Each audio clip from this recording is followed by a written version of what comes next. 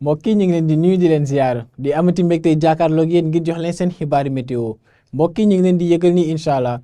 ëllëg dina tàng ci réew mi ci digg bëccëg ay température yu kawe la ñuy xaarandi te dinañ ko am ci gox yi féetee ci biir réew mi ànd ak tamit ci guddib tey jii jàpp ëllëg ci fajar asamaan soo xam ne dina muuru ci gox yi féetee ca boori Kédougou ak li ko wër waaye yaakaar duñ fa taw lool lu dul xëy na quelques wis-wisal yoo xam ne dinañ ko fa nemmeeku incha allah fii rek ëllëg ci fajar donc bu ñu woowee ak animation satellite bi mbokk yi di ngeen gis ni incha allah luñ nar a am ci niir ci réew mi narut a bari léeg-léeg ñu am asamaan soo xam ne ëllëg ci digg bëccëg dina xaw a leer tuuti jant bu fës ànd ak tamit ay niir yoo xam ne incha allah ci guddi gi dinañ leen nemmeeku ci boori bët Saalum jàpp tuuti penk ca noonu nag prévision guddi tey jii dinañ ci gis ay température yoo xam ne dinañu wéy di kawe ci gox yi féetee ca boori penk benn pàcc bët gànnaar wala boog bët Saalum jàpp bët gànnaar ca noonu nag température yi dinañu weesu ñaari fukki degré ak juróom ci gox yooyee dinañ am ay température ñaari fukki degré ak juróom ñaar diggante Linguère jàpp Kaffrine ñaari fukki degré ak juróom ñeent ca Tambacounda le ca Matam jàpp Bakel ay température yu nar a weesu fanweeri degré lañ fay xaarandi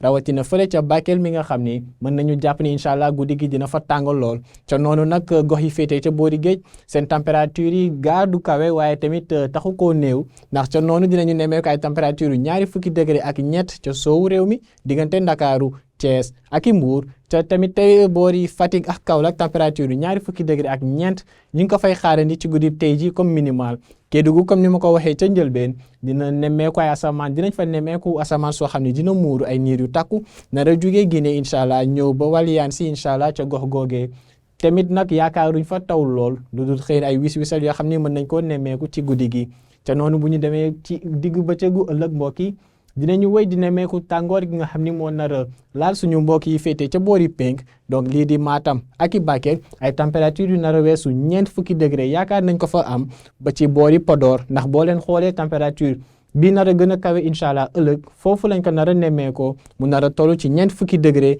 ak juróom day firndeel ni incha allah tàngoor gi nga xam ne nemmeeku woon nañ ko ci guddi gi ci benn pàcc diggi réew mi penk ak i tamit bët gànnaar dina fa desandi ba ëllëg ci digg bëccëg waaye Ndakaaru ak Mbuur ñooy xaw a tane tuuti ay température yoo xam ne duñu weesu ñaari fukki degré ak juróom ñett lañ fay yaakaar ba ñaari fukki degré ak juróom ñaar comme température bi nar a gën a kawe incha allah ëllëg ca boori Ndakaaru lii di Thiès ak i Ziguinchor moom mën nañu wax ni température yi dinañu xaw a yéeg tuuti donc tàngoor goo xam ne mën nañ ko faa nemmeeku ànd ak asamaan soo xam ni incha allah ci guddi gi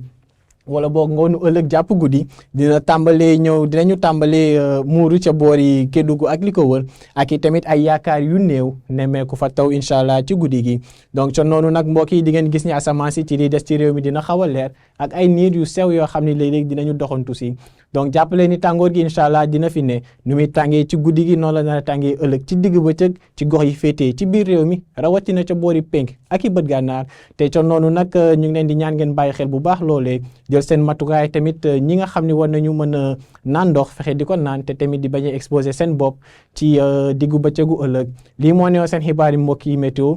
seen xibaari météo mbokk yi dañ leen di ñaan nag ngeen wéy di ñu topp ci xarale yi ngeen di gis nii ñu leen di dig daje incha allah ëllëg di leen ñaanal jàmm wasalaam